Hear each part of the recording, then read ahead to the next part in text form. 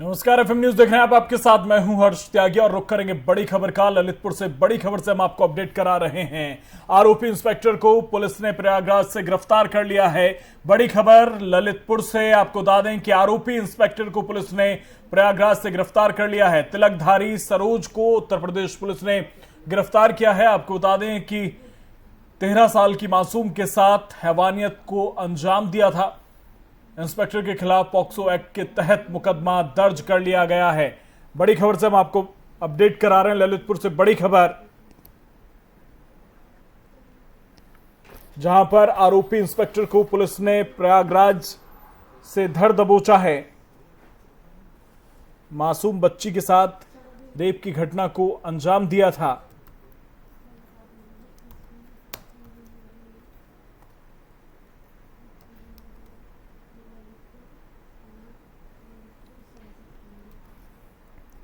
आपको बता दें कि इंस्पेक्टर के खिलाफ पॉक्सो एक्ट में मामला दर्ज कर लिया है।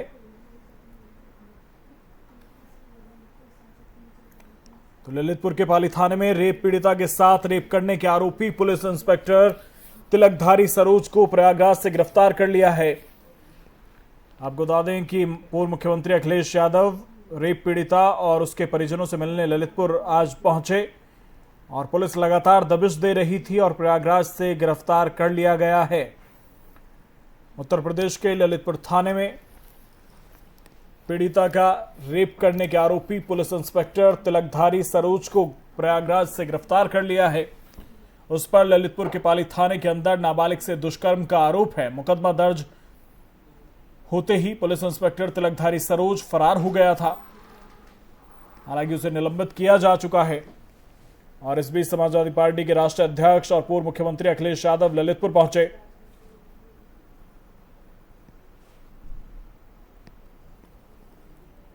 तो बड़ी खबर से आपको अपडेट करा रहे हैं। आरोपी इंस्पेक्टर तिलकधारी सरोज को उत्तर प्रदेश पुलिस ने प्रयागराज से गिरफ्तार कर लिया है। और समाजवादी पार्टी के राष्ट्रीय अध्यक्ष और पूर्व मुख्यमंत्री अखिलेश यादव ललितपुर पहुंचे। रेप पीड़िता के साथ ही परिजनों से मुलाकात की।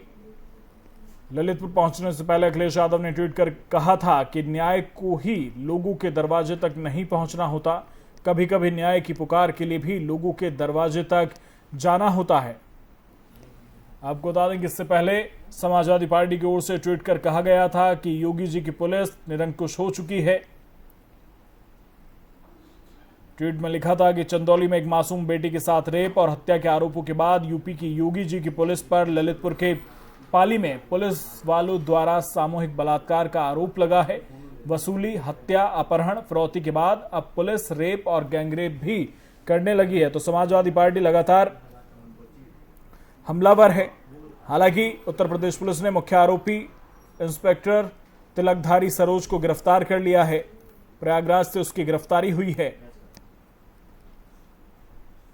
और इस बीच ललितपुर में नाबालिग से रेप के आरोपी इंस्पेक्टर तिलकधारी सरोज को गिरफ्तार करने के बाद पुलिस ने उससे पूछताछ की है।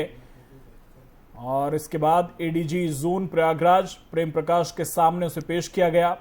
पेशी से पहले आरोपी इंस्पेक्टर ने मीडिया से कहा कि वो पूरी तरह से निर्दोष है और उसे झूठा फंसाया गया है। उसने कहा कि अगर इस मामले में निष्पक्ष जांच होगी तो वो दोष मुक्त होगा।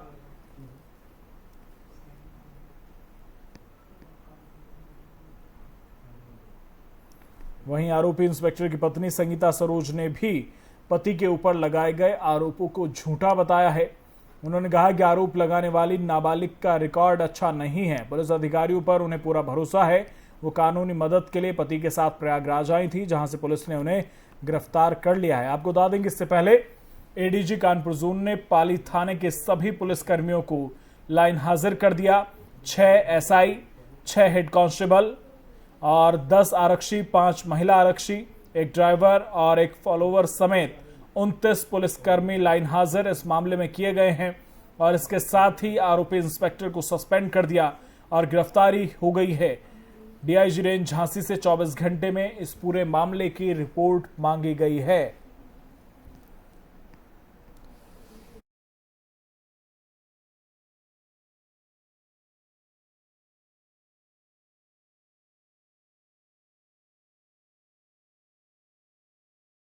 4 सहित 6 लोगों पर एक 13 साल की नाबालिग किशोरी के साथ सामूहिक रेप का आरोप लगा है।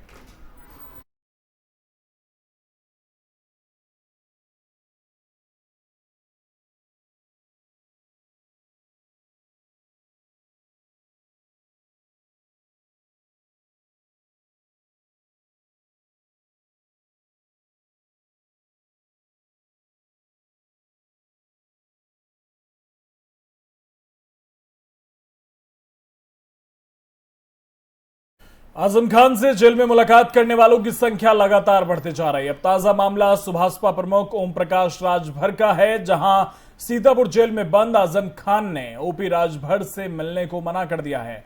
बड़ी खबर से हम आपको अपडेट करा रहे हैं।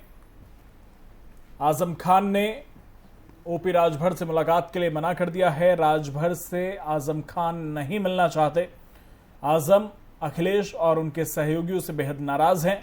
आपको बता दें कि आजम खान से मिलने के लिए ओपी राजभर ने आवेदन किया था और राजभर का आवेदन सोमवार को कैंसिल कर दिया गया, और जिसके बाद आज आजम खान ने ओपी राजभर से मिलने को मना कर दिया है। आपको बता दें कि सुभाषपा अध्यक्ष ओम प्रकाश राजभर से जब इस बारे में मीडिया ने बातचीत की थी, तब उन्होंने कहा था कि हमें मिलने से कौन रोक सकता है। तो आजम खान ने राजभर को रोक दिया है और राजभर से मुलाकात के लिए इनकार कर दिया है। तो ओपी राजभर की मुलाकात अब आजम खान के साथ नहीं होगी। हालांकि बहुत ज्यादा उत्साहित नजर आ रहे थे जब मीडिया ने उनसे सवाल पूछा कि कौन मिल सकता है, तो उन्होंने कहा कि हमें कोई नहीं रोक सकता, हम किसी से भी मिल सकते हैं। तो आजम खान ने मना कर दिया है।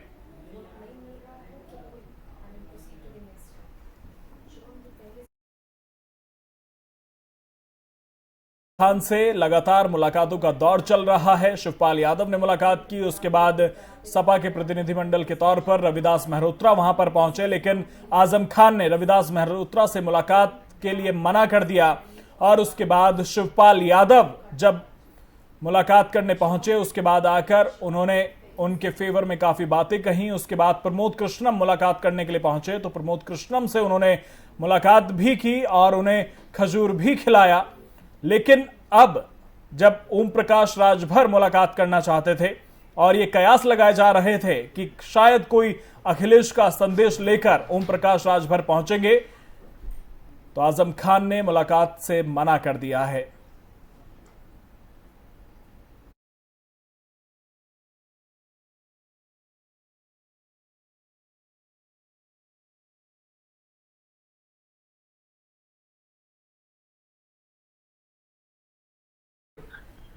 और इसी पर ज्यादा बातचीत के लिए हमारे साथ सुभाषपा प्रवक्ता पीयूष मिश्रा हमारे साथ जुड़ गए हैं। पीयूष जी, बहुत स्वागत है आपका एफएम न्यूज में। ओम प्रकाश राजभर जी तो कह रहे थे कि वो मुलाकात करेंगे और कोई नहीं उन्हें रोक सकता, आजम खान ने तो मना कर दिया, क्या वजह रही? देखिए, उन्होंने हमारे राष्ट्रीय अध्यक्ष माननीय ओम प्रकाश राजभर जी ने उन्होंने समय मांगा था। उनके जो माननीय आजम खान जी के वकील हैं, क्योंकि समय के लिए जो आवेदन किया गया था वो सैटरडे और संडे के समय, फ्राइडे की बात हुई थी, सैटरडे और संडे के लिए कहा गया था। क्योंकि जो जेल मैनुअल है उसमें सैटरडे और संडे को मुलाकात नहीं हो पाती है। आज बुधवार है, तो फिर मंडे को हम लोगों ने एक और दिया एप्लीकेशन मुलाकात करने के लिए। तो इस हफ्ते में मोस्ट प्रॉब्ली हो जाएगी, उसमें कोई इफ और बट नहीं है जी। तो आजम मुलाकात करना चाहते हैं क्या? अब देखिए, हम लोग एक खुद की पार्टी है, हमारे पार्टी में 6 विधायक भी हैं और हम लोग अपने बिहाफ पे जाते हैं मिलने, ना कि किसी के कहने पर, ना कि किसी के सुनने पर। तो निश्चित बात है वो जरूर मुलाकात करेंगे। उन्होंने सहमति भी जताई है। जो समय की दिक्कतें हैं जो सरकार द्वारा दी जाती है वो जल्दी मिल जाएगी। इस हफ्ते में मोस्ट प्रॉब्लम मुलाकात होगी।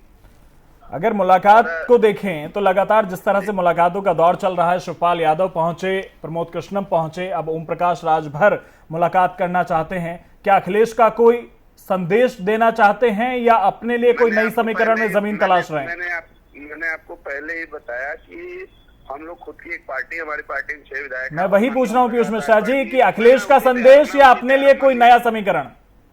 नहीं, माननीय ओम प्रकाश राजभर जी इस पार्टी का नेतृत्व करते हैं और हम लोग किसी के कहने और पूछने और सुनने के लिए नहीं जा रहे हैं उनके पास। क्योंकि याद होगा आपको, जब से भाजपा सरकार बनी है तब से केवल एक जाति संप्रदाय को टारगेट करके ही क्रिया और एक्शन लिया जा रहा था।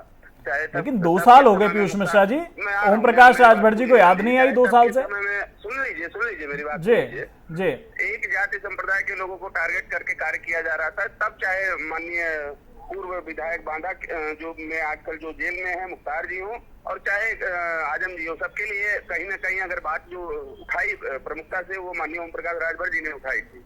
उसी कड़ी में मैं आपसे बता रहा हूँ कि आगामी इसी हफ्ते में मऊ सदर विधायक अब्बास अंसारी भी साथ रहेंगे और उनकी मुलाकात होगी माननीय आजम खान जी से। मेरे सवाल का आपने जवाब नहीं दिया। मैंने पूछा कि 2 साल से ओम प्रकाश राजभर जी को याद नहीं आई कि आजम खान तन्हाई में समय काट रहे हैं, तो कुछ उनका सुख दुख बांट लिया जाए, कुछ गलत हो रहा है उनके साथ।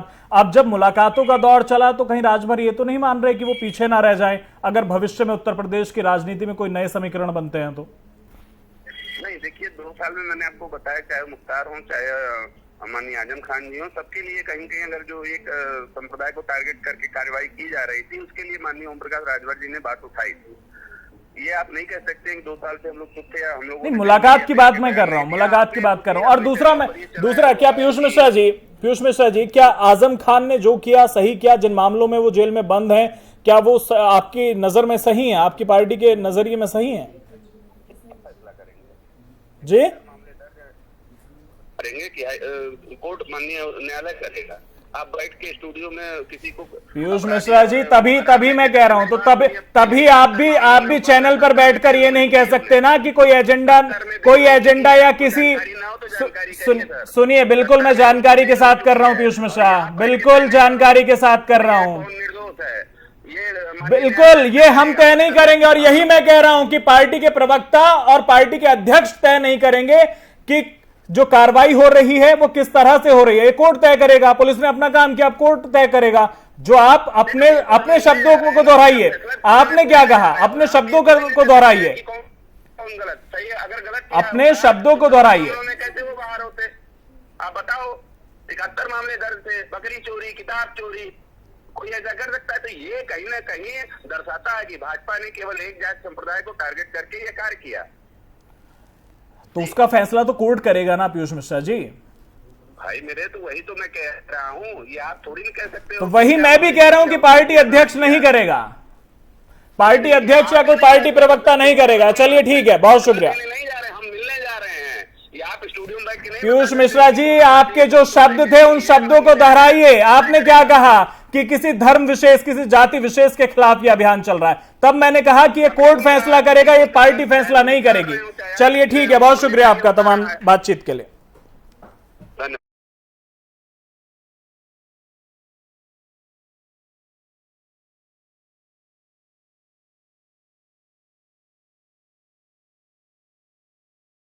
ईस्ट ईस्टर्न पेरिफेरल एक्सप्रेसवे और दिल्ली मेरठ एक्सप्रेसवे के भूमि अधिग्रहण में हुए घोटाले को लेकर बुधवार को बड़ी कार्रवाई सामने आई।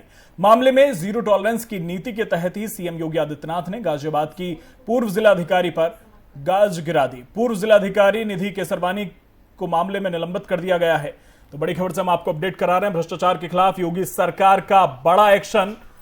आपको बता दें कि पूर्व जिलाधिकारी निधि केसरवानी को इस मामले में निलंबित कर दिया है। गाजियाबाद की पूर्व डीएम है निधि केसरवानी, जिन्हें भ्रष्टाचार के मामले में सस्पेंड कर दिया गया है। इसी के साथ ही मामले में नियुक्ति विभाग के अनुभाग अधिकारी और समीक्षा अधिकारी को भी निलंबित करने का आदेश दिया है। उन पर जांच आख्या उपलब्ध होने के बावजूद अग्रिम कार्रवाई में विलंब करने का भी आरोप लगा है और इस मामले में अनुसचिव पर भी कार्रवाई होगी। यह जानकारी सीएम ऑफिस के आधिकारिक ट्विटर हैंडल के माध्यम से साझा की गई है। तो आपको बता दें कि निधि केसरवानी के खिलाफ भूमि अधिग्रहण मामले में गड़बड़ी का आरोप है। वो 21 जुलाई 2016 को गाजियाबाद की डीएम बनी थी। आईएएस निधि केसरवानी के खिलाफ कार्रवाई अब केंद्र सरकार को करनी है। राज्य सरकार ने उनके खिलाफ विभागीय कार्रवाई शुरू करने के साथ ही भारत सरकार को एक पत्र लिखा है। सरकार ने इस मामले में दोषियों के खिलाफ एफआईआर दर्ज करने के भी आदेश दिए हैं।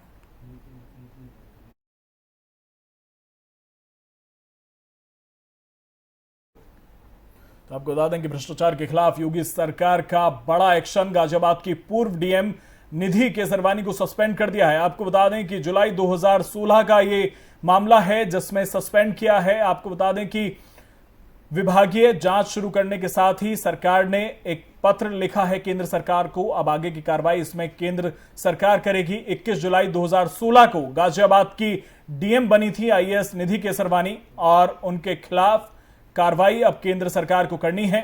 भ्रष्टाचार का आरोप है और भ्रष्टाचार के आरोप में यह कार्रवाई की गई है।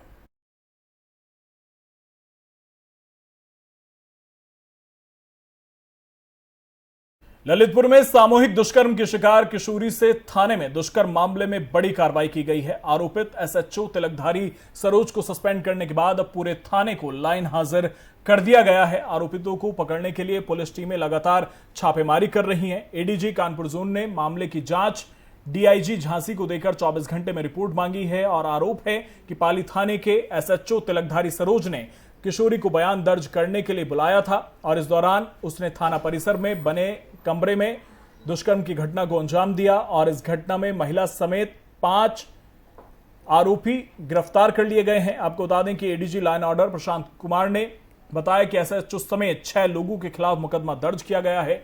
एडीजी जोन ने पूरे थाने को लाइन हाजिर कर दिया है और कुल 3 लोगों की अभी इसमें गिरफ्तारी की गई है।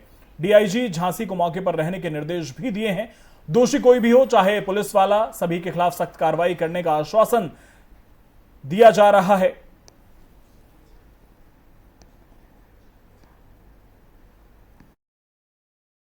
ललितपुर जिले के पाली थाना इंचार्ज सहित 6 लोगों पर एक 13 वर्षीय नाबालिग किशोरी के साथ सामूहिक रेप का आरोप है और मामले में चाइल्डलाइन की शिकायत पर पुलिस अधीक्षक ने गंभीरता दिखाते हुए पाली थाना इंचार्ज तिलकधारी सरोज समेत 6 लोगों के खिलाफ केस दर्ज करवाया था।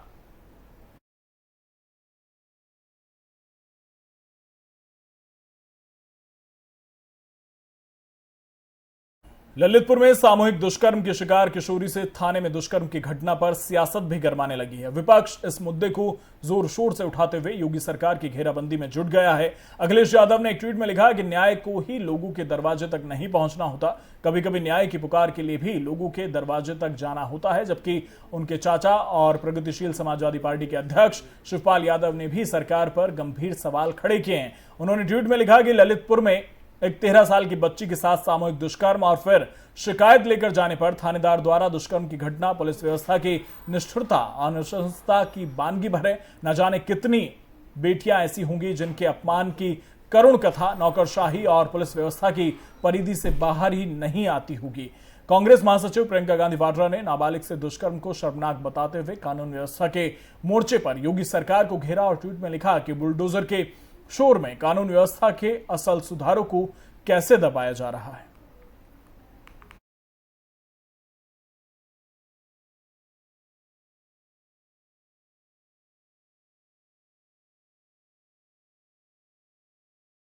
करते हुए उनके विरुद्ध तथा अन्य नामजद व्यक्तियों के विरुद्ध अभियोग थाना पाली पे पंजीकृत किया गया है। इस संबंध में डीजीपी के द्वारा वहां के डीआईजी झांसी को ये जांच दी गई है कि किन परिस्थितियों में इस तरह के आरोप थाना स्टाफ पे लगे हैं तथा वहां के जो भी सुपरवाइजरी अफसर है, पर्यवेक्षण करने वाले अधिकारी हैं, एसपी सहित उनमें उनकी क्या गलतियां हैं। इसके अतिरिक्त एडीजी जोन के द्वारा पूरे थाने के स्टाफ को लाइन हाजिर किया गया है। इसमें जो भी व्यक्ति दोषी है उसके विरुद्ध कार्रवाई की जाएगी। 3 अभियुक्तों की गिरफ्तारी की जा चुकी है तथा कोई भी अभियुक्त इसमें बख्शा नहीं जाएगा। कल एक बच्ची अपने मां के साथ पुलिस ऑफिस में आई थी। उनके द्वारा एक तहरीर दी गई थी। तहरीर में उन्होंने ये कहा था कि 22 तारीख को उनको कुछ 4 लड़के अपने साथ लेकर गए थे और उन्होंने उनके साथ बलात्कार किया। बलात्कार करने के बाद जब वो वापस पाली आई तो उनका ये कहना था कि थाने पर जब उनको लाया गया तो फिर थाना अध्यक्ष ने भी उनके साथ जो है दुष्कर्म किया। इस मामले को संज्ञान में लेकर के पुलिस द्वारा इस पूरे प्रकरण में एफआईआर पंजीकृत की गई है। कुल 6 लोगों को इसमें नामजद किया गया है। इसमें से एक अभियुक्त को हम लोगों ने पकड़ा है, उससे पूछताछ चल रही है। इसके अलावा बाकी अभियुक्त के लिए भी हम लोगों ने टीमें लगाई हैं, उनकी गिरफ्तारी शीघ्र ही की जाएगी। और इस संबंध में कोई भी जानकारी प्राप्त होगी तो हम लोग आप लोगों से साझा करेंगे। थाना इंचार्ज ने क्या कोई कार्रवाई की है अभी प्रेजेंट में? थाना इंचार्ज को तत्काल भाव से सस्पेंड कर दिया गया है और चूंकि वो एक नामजद अपराधी है तो टीमें गठित कर ली गई हैं उनकी गिरफ्तारी के लिए। चंदौली कांड में जिस प्रकार एसपी चंदौली ने पहले सुइसाइड से लड़की की मृत्यु होने की बात कही, बाद में लड़की को 2 हल्की चोटें आने की बात पर खास जोर दिया और एडीजी लॉ ऑर्डर ने एसपी चंदौली के बयान पर विशेष बल दिया, उससे न्याय हित के दृष्टिगत और निष्पक्ष जांच के लिए इस पूरे मामले की सीबीआई से जांच कराया जाना आवश्यक प्रतीत होता है। तो फिलहाल मेरे साथ इतना ही। बने रहिए एफएम न्यूज के साथ। नमस्कार।